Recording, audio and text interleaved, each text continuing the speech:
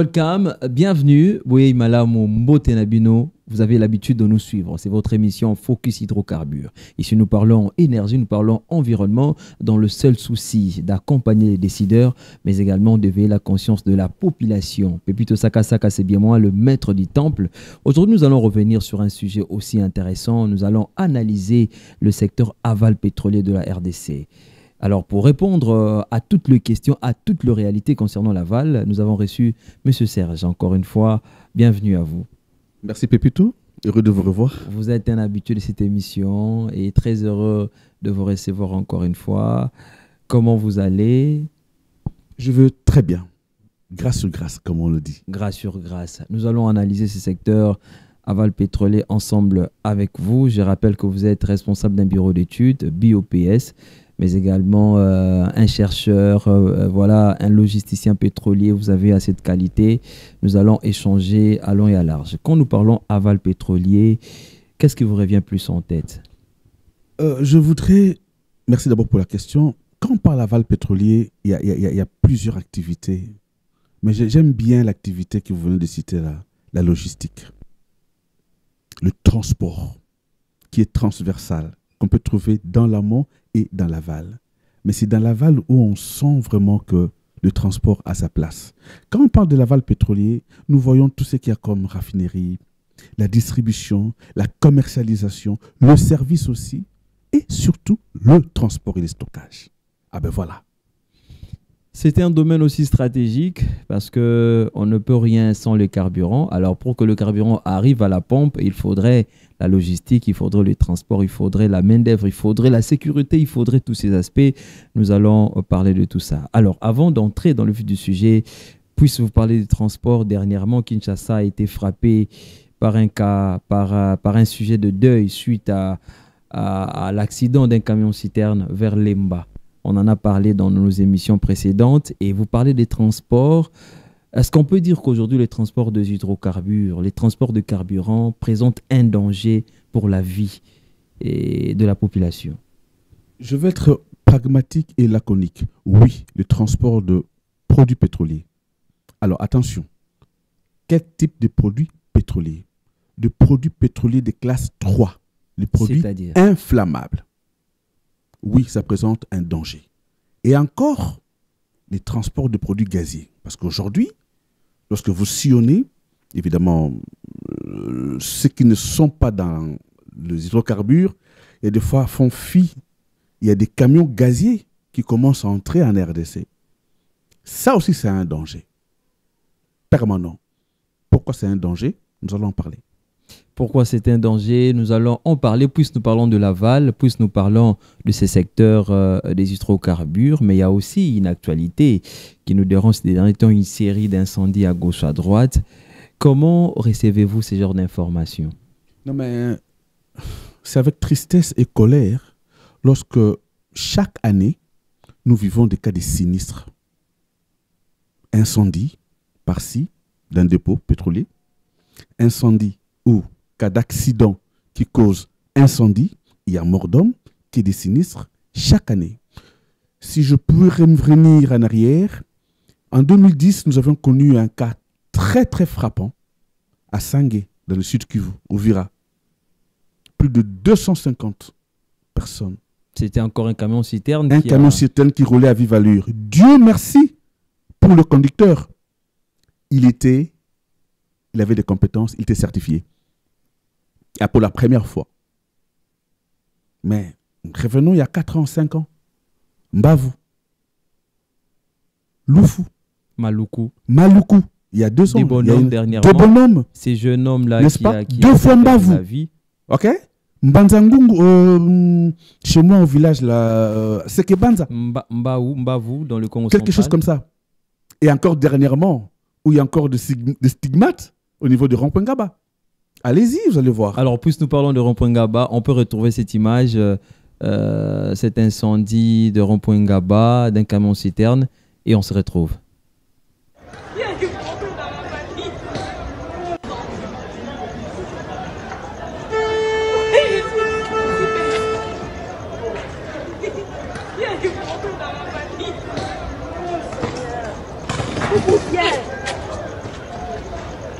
fini de brûler. Hein. C'est tombé déjà. Bien. Alors, ça, c'est Matadi Kibala, mais c'est toujours dans cet ordre d'idées où il y a des incendies. Le marché Matadi Kibala qui devrait subir une réhabilitation et il a pris feu dernièrement.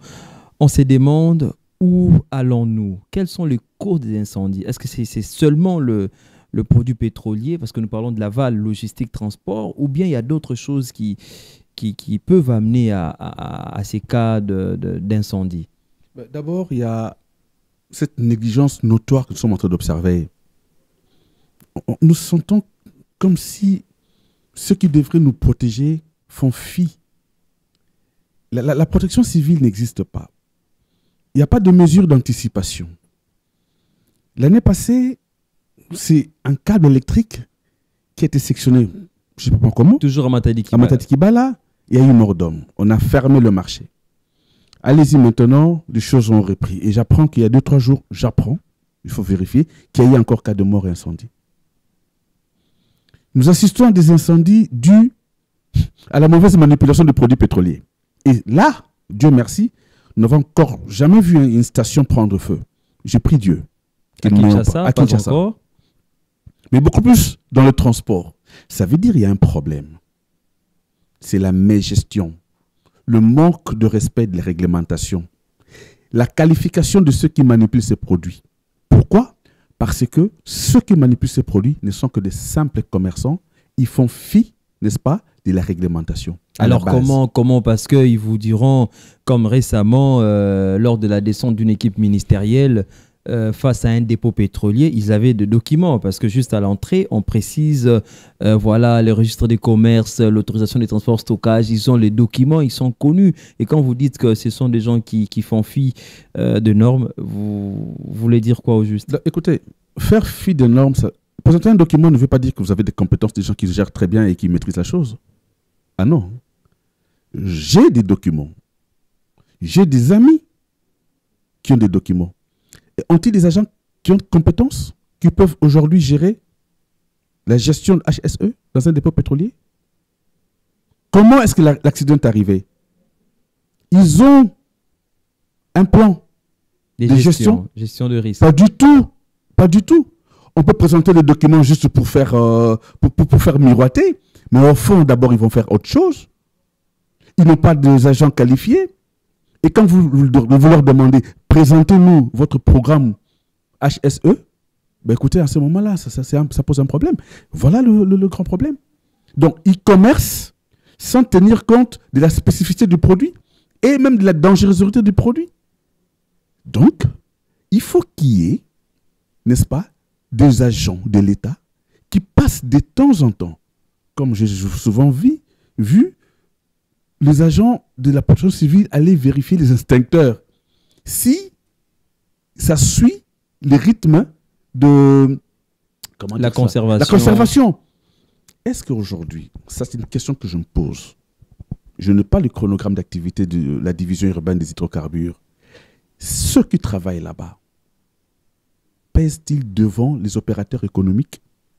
Alors c'est une très bonne question. Nous allons répondre ensemble. Nous sommes en train de réfléchir, nous sommes en train de faire cette analyse du secteur aval pétrolier. Pourquoi? Parce que ces derniers temps, il y a des incendies dus au mauvais transport, mauvaise manipulation. Alors on se demande comment se présente cette situation. Alors quelle est la santé de ces secteurs? Parce que là, vous brossez certains éléments qui donnent la colère, certains éléments qui vous poussent parfois à crier, à interpeller l'autorité. Quelle est la santé du secteur aval pétrolier? Très mitigé. C'est-à-dire? Évidemment, s'il faut prendre au cas par cas, dans la distribution, l'importation, on sent qu'il y a quand même quelque chose qui se maîtrise, qui est maîtrisé. Parlons notamment. Dernièrement, on a vu le ministère de l'économie qui a une grande réunion avec, disons, les majors. Les opérateurs pétroliers. Qu'ils seront, pour ne pas dire indemnisés. C'est un soulagement pour eux. N'est-ce pas? Dans les stockages, il y a un petit souci par rapport au para, s'il faut les appeler comme ça. Mais s'il faut voir le major, les grandes entreprises, les deux que nous avons ici, qui sont dans le stockage, il n'y a pas de souci. Pourquoi il n'y a pas de souci? Parce qu'ils respectent les normes. Les normes, s'il vous plaît. Mais allez voir ailleurs. On a vu Yash partir en fumée. Ailleurs, vous faites allusion au... Je vois les dépôts privés, pour ne pas dire pirates. Parce que s'ils étaient pirates, ça veut dire ils n'ont jamais de documents. Quand vous avez vu, ils vont dire non, nous avons des documents. Et lesquels des documents? Ils ont des RCSM. Stockage, entre guillemets, il faut encore revoir. Donc c'est vraiment à cet endroit-là où ça... Mais c'est là où il y a problème. Ça dérange. Donc, dans la chaîne, le stockage et les transports, mon cher ami, je crois qu'il y a vraiment à boire et à manger. Et c'est là où on devait s'appuyer. C'est là où on devait faire des ateliers avec les parties prenantes pour dire, monsieur, regardez ce qu'il y a comme chose à faire. Que dit la réglementation? Et nous, autorités, et vous, acteurs, vous devez respecter X, Y, Z choses pour que demain, nous minimisions les risques d'incidents et des incendies. Le transporteur, c'est la même chose. Aujourd'hui, on ne sait pas qui est donneur d'ordre.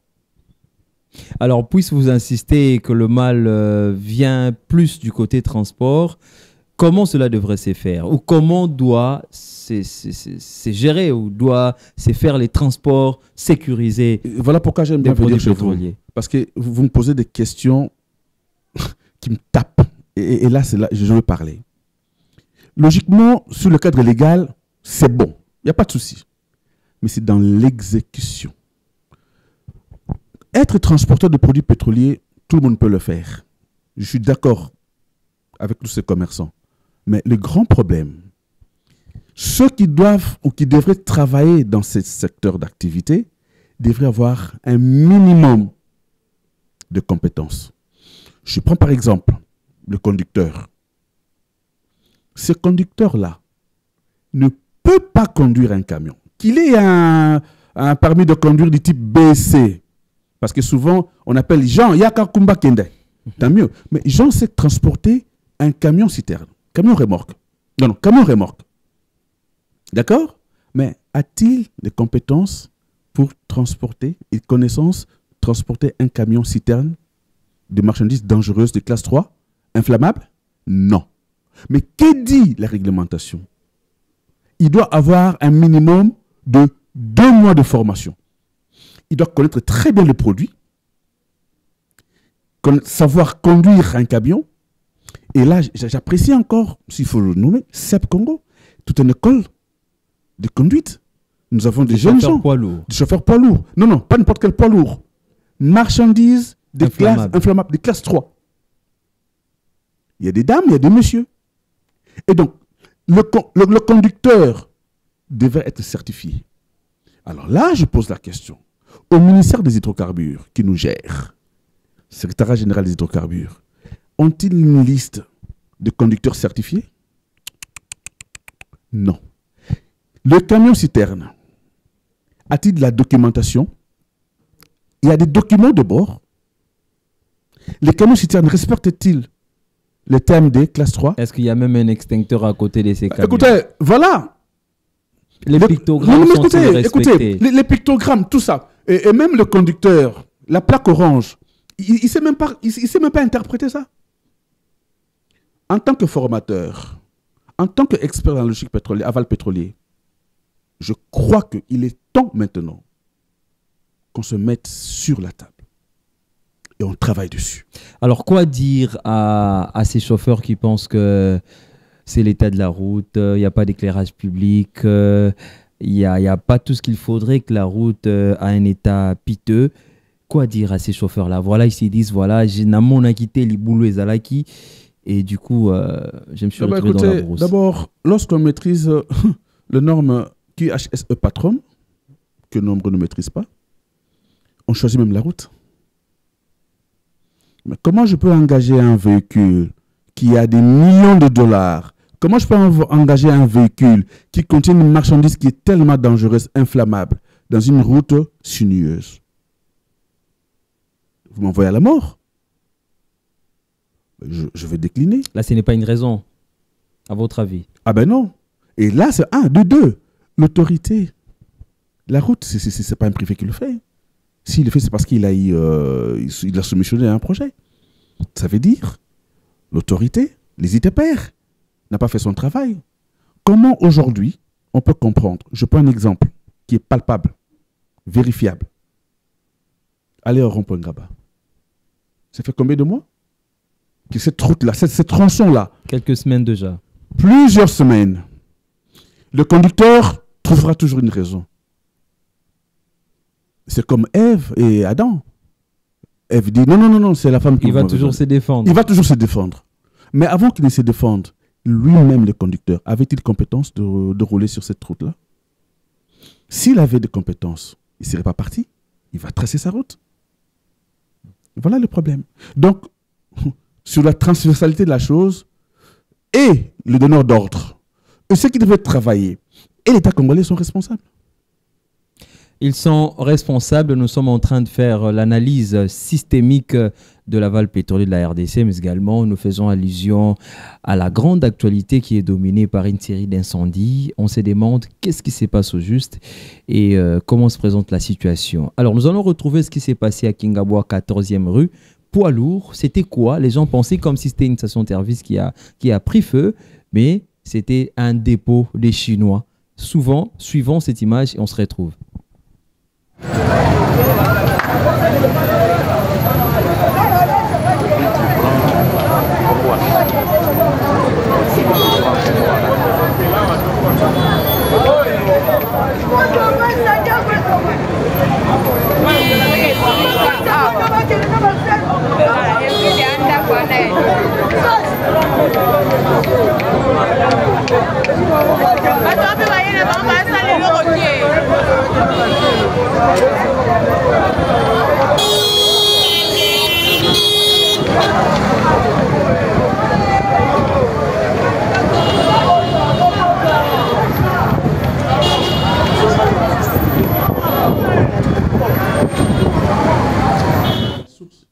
Alors, voilà, contrairement à la vidéo qui circulait sur la toile, que c'était la station-service qui avait pris feu, mais là, vous avez vu que c'était un dépôt pétrolier des Chinois. Dépôt pétrolier chinois, on a une station-service T.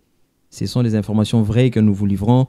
Monsieur Serge, quand vous voyez ça, un dépôt pétrolier qui prend feu et le camion citerne qui intervient vraiment en retard, les gens ont cru comme si c'était la station-service en construction qui est juste devant à quelques mètres du dépôt.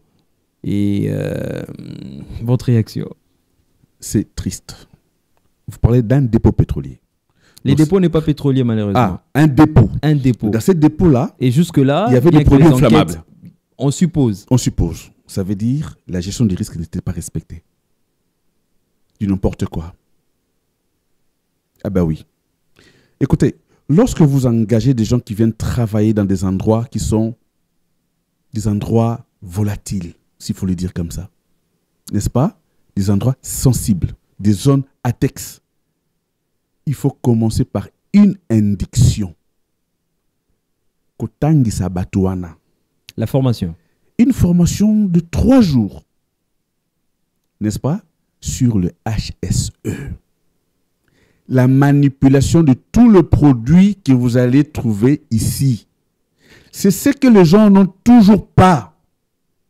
Voilà pourquoi, aujourd'hui, nous avons des sinistres. Comment quelqu'un peut dormir dans sa maison avec des bidons de pétrole? Je n'ai pas dit pour essence, bidons de pétrole. Et il rentre le soir, très affamé, fenêtre fermée, il allume un feu au salon. Ma foi, c'est quoi cette histoire-là? L'ignorance va nous tuer. Alors là, vous attaquez également les aspects, la place de la population dans ce genre Bien sûr que oui, bien sûr que oui. Mais revenons un peu sur les mesures, parce que là, vous avez dit qu'il faudrait des mesures nécessaires. Le ministre des Hydrocarbures, le maître Didier Boudimboua, qui nous saluons également, a pris une série de mesures récemment. Il y a une année, d'ailleurs. Récemment, une année, il en a encore insisté là-dessus, mais il y a eu des langues qui se sont levées pour dire qu'il asphyxiait l'économie, qu'il dérangeait la population à ne pas faire les activités de vente de produits pétroliers. Et c'était quoi au juste la situation? Est-ce que doit-il continuer comme ça à frapper dur ou bien on devrait laisser libre cours? Écoutez, on a toujours raison, nous les commerçants, s'il faut le dire comme ça. Mais lorsqu'il y a un sinistre, c'est le ministre qu'on accuserait ou qu'on accuse. Moi, j'encourage le ministre de continuer à serrer encore la vis. et même de sceller des dépôts. Lorsqu'il y a mort d'homme, c'est fini, hein, c'est parti. Hein. Et aussi, inviter les propriétaires de ces dépôts-là, mais de suivre des formations, des renforcements des capacités pour la gestion de leurs dépôts. Écoutez, je reviens encore pour dire, le produit pétrolier est un produit qui n'est pas un produit qu'on peut commercer comme tout autre produit. À quoi servirait la task force? Nous avons appris une commission a été mise en place dans ce sens-là de contrôler et tout. Ça servirait à quoi? S'il n'y a pas accompagnement, qu'est-ce que vous voulez qu'il fasse? Vous commencez très bien le matin, à midi, vous êtes essoufflé, et le soir, le naturel revient au galop. Ça ne va pas. Il faut prendre des mesures coercitives. Sinon, ce sera la jungle. On vous dira que dans ce genre d'incendie, lorsqu'il y a incendie, il n'y a pas que le ministère des Hydrocarbures qui est pointé du doigt. C'est un domaine aussi complexe. Alors, comment prendre des mesures qui pourraient réunir ou atteindre tous les départements? Parce que nous voyons également d'autres ministères qui sont associés, l'environnement y compris. C'est question de se concerter, faire des réunions interministérielles. J'inviterai le ministre de l'Environnement, des Hydrocarbures, des ITPR, Affaires sociales. N'est-ce pas? Urbanisme. Dernièrement, on a parlé sur un sujet, des free zones. Lorsque vous avez une free zone, vous mettre tout ce qu'il y a comme management HSE. Mais c'est très beau d'avoir tous ces genres de lieux ou des milieux, où c'est cette commission interministérielle. Mais qu'est-ce que les gens ont dans leur mindset? Comment ils réfléchissent? Ont-ils compétence pour manipuler ces produits pétroliers? Aujourd'hui, les gens s'y mettent. Pourquoi? Parce qu'ils voient l'aspect pécunier. Mais oui, d'accord. Le business. Le business, l'argent, le pétrodollar, c'est tout. Et le reste, niet. Lorsqu'on a l'argent, on se croit supérieur à tout. Et l'agent qui vient pour inspecter est limité par un pourboire. Nous saluons la bravoure des experts du ministère des Hydrocarbures qui sont quand même descendus au niveau des limités 14e rue pour vérifier qu'est-ce qu'il en était exactement. C'était une station ou bien c'était un dépôt pétrolier. Ils ont reçu quand même des informations malgré l'obstacle qu'ils ont rencontré sur terrain. Merci et félicitations à vous. Nous sommes en train d'avancer, M. Serge, de parler de cette situation du secteur aval pétrolier. On peut bien constater certains dépôts à ciel ouvert. Vers Mariano, il y en avait. Et aujourd'hui, c'est des bonhommes qui deviennent un carrefour. Vous étant un logisticien, et quand vous regardez l'aval pétrolier, vous vous dites que le mal, c'est le transport. Quand vous regardez les dépôts à ciel ouvert, où il n'y a même pas un extincteur, nous jouons à quoi? Je parlais de transport et je parle aussi de stockage. Ça veut dire tout simplement. Tout à l'heure, vous venez d'évoquer les inspecteurs du ministère des Hydrocarbures. Coup de chapeau pour eux. Mais est-ce qu'ils ont fait un constat comment devrait être un dépôt pétrolier? Apprenez-nous comment devrait être un dépôt pétrolier. D'abord, on ne peut pas le clôturer par des murs qui vont prendre 3-5 mètres. Non, c'est par des fils barbelés. On a besoin de l'air. Ça, c'est de 1. Et puis, on ne peut pas mettre un dépôt pétrolier dans une agglomération entre deux parcelles. Sur le plan environnemental et sanitaire, les gens vont respirer quoi? Sans extincteur. Non, ne parlons pas encore d'extincteur. Les produits pétroliers volatiles, n'est-ce pas? Ils dégagent des odeurs caractéristiques et âcres. Tout dépend de produits, du géo ou du super. Mais alors, ceux qui sont aux alentours, ils vont respirer quoi? Sur le plan environnemental et sanitaire, déjà problème. Sur le plan sécuritaire, pas d'extincteur, pas de bac à sable, pas de pictogramme sécuritaire. Où sommes-nous là? Où sommes-nous là? Ça veut dire qu'il y a un problème de réglementation en amont et en aval. Ceux qui ont construit cette station ou ces dépôts n'ont pas respecté les us et coutumes ou les normes HSE. Ceux qui viennent inspecter, ont-ils interpellé? Ah ben non, voilà, là, il y a un problème.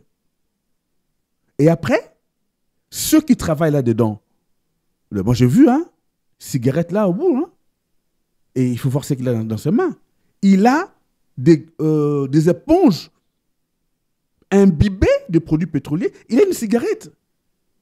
Entre nous, qu'est-ce que nous faisons finalement? Ça veut dire la personne ne maîtrise rien. Il est un danger.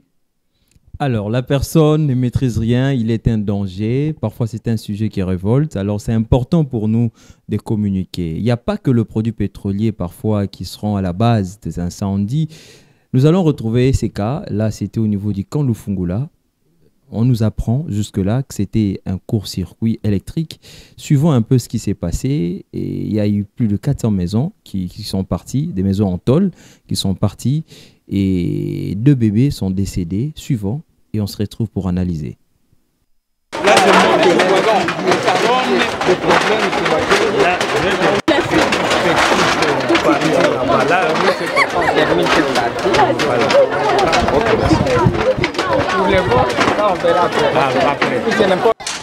Pardon chérie, pardon. Hein.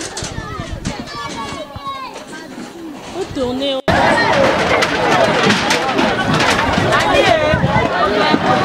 lelo tokosuka wapi totikali na bakaleso moko na nzoto bilamba nyonso eziki kaka nde tovandi boye na bana makolo ngulu mama ma Denis yokela biso mawa yakata kodote biso ata pièce moko tokatana na bana tokosuka wapi lelo tokovivre ndenge ni 11h yango oyo bana koli ezate basani eziki banzungu eziki eloko teti ezate mbongo ezate tala bande bazolela biso nzala tokosuka wapi mama moboti mama bana ebele mama yokela biso mawa mama yokela biso mawa yakata kodote biso ata na nefis kata ba pièce bilamba tata kolata tande tovandi bo ezosimba te toyebi te tokobanda wapi tokosuka wapi tozoyeba te toyebi te mama lobelela biso moto tango ebandi kopela ebandi kopela na soko tali bien na ngambo wana kuna na deuxième poteau moto ebandaki wana ebandi kopela ebandi kokita ekiti eyeti na ngambo ekomokota na ngambo ya droite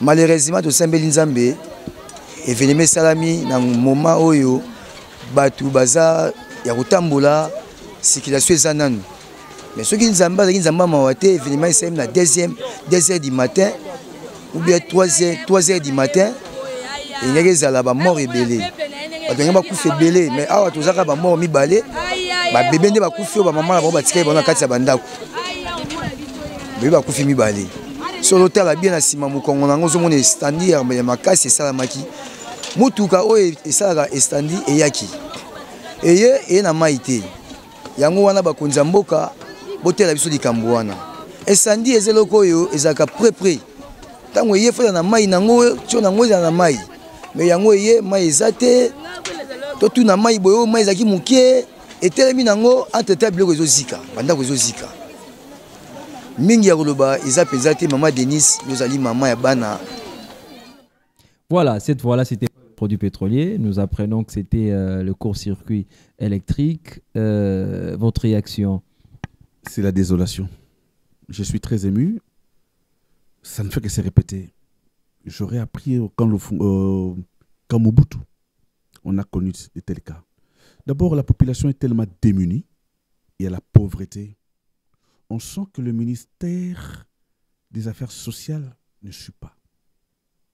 Comment peut-on accepter que nous ayons en pleine capitale, des maisons construites? Des agents de l'ordre. Ah ben non, je crois que nous ne respectons pas ces gens-là. Il n'y a pas humanisme. Et ça, c'est de 1, de 2. La manipulation électrique. Comment est-ce que nous sommes arrivés, n'est-ce pas, à construire un réseau électrique là-dessus? Qui a géré ça? Voilà maintenant qu'il y a eu sinistre. On fait appel à la première dame. Mais non. C'est logique, demander de l'aide. Oui, demander, mais qu'est-ce qu'il fallait prévenir? Si ces gens étaient très bien logés, on n'aurait pas dû vivre ces catastrophes-là. De chaque fois, nous répétons la même chose. Et la nature ne veut pas nous enseigner. On ne veut pas anticiper. Anticiper veut dire quoi? Ça veut dire... Il faudrait des moyens pour ça. Oui, mais écoutez, l'État ne peut pas dire « je manque de moyens ». C'est faux. Retenez ça aujourd'hui. l'État a toujours de l'argent. Mais nous ne voulons pas prendre conscience. Nous refusons de travailler. On n'associe pas le bureau d'études. Il y a tout un bureau d'études sur l'urbanisme ici à la première Illumété. On a de l'espace ici en RDC. On ne peut même pas avoir de petites routes ici. Ces gens-là vivent dans cet état depuis combien d'années? Qui s'occupe de ces gens-là?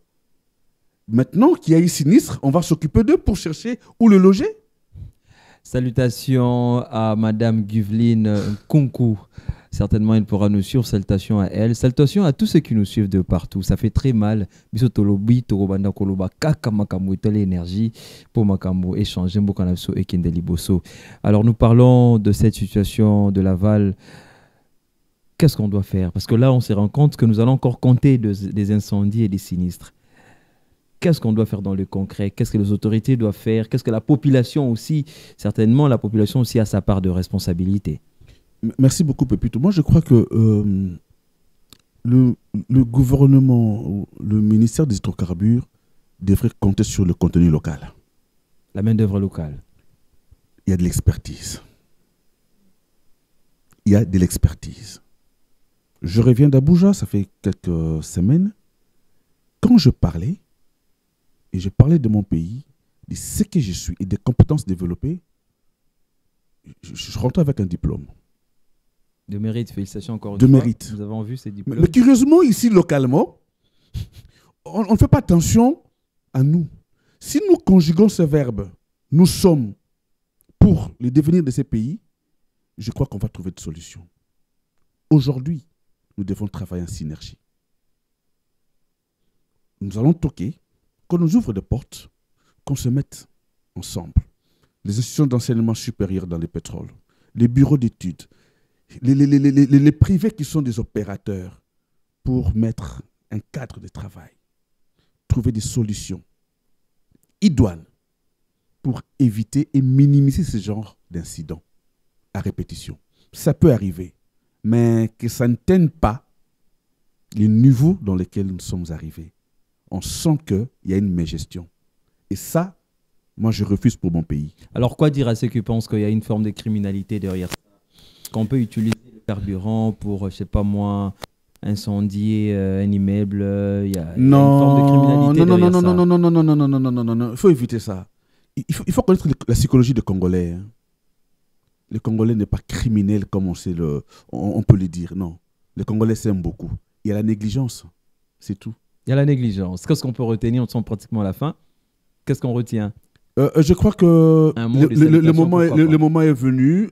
D'abord, je voudrais saluer son Excellence, Monsieur le Ministre. Salut. Et le moment est venu pour que nous travaillions ensemble. Nous devons nous mettre sur une table et travailler. Même si ça va faire mal, il y aura de gros mots qui vont sortir, mais c'est pour notre propre bien. Merci. Même si ça va faire mal, il y aura des gros mots qui vont sortir, mais ça sera pour notre propre bien. Incendie, nous devons mettre un terme à ça. Et c'est maintenant ou jamais. Et nous avons de têtes pensantes pour ça. Nous avons de la main-d'œuvre nécessaire et nous devons répondre à cette réalité de choses. Vaut mieux prévenir que guérir. On se retrouve prochainement avec le même plaisir, de l'énergie, la force. Au revoir.